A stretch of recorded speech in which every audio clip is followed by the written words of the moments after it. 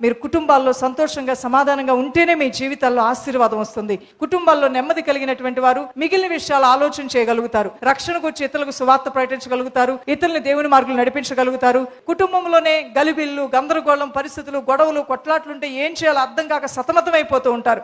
అలాంటి పరిస్థితి నీ ఇంట్లో ఉంటే నీ జీవితంలో అనేకమైన దీవెనలను దుష్టైన సాతాను దొంగిలిస్తూ ఉన్నాడు. ఆ స్థితి నువ్వు ఎందుకు కలిగి ఉండాలని దేవుడు ఈరోజు ప్రశ్నిస్తూ ఉన్నాడు. నీవు నీ ఇంటి వారు దేవుడిని సేవించేవారిగాను, నీ కుటుంబంలో ప్రతిదీ కూడా ప్రేమతోనూ ఆప్యాయతతోనూ ఆత్మ ఫలాలతో నిండే గృహముగా నీ ఇల్లు ఉండాలని రాయబడి ఉంది. ఒకరినొకరు ద్వేషించుకున్నా, ఒకరినొకరు తిట్టుకున్నా ఆ నోటి మాటల వలన వచ్చేటువంటి దూషణ మహాభయంకరమైంది. జీవ మరణములు నాలుగు వశములో ఉన్నాయి.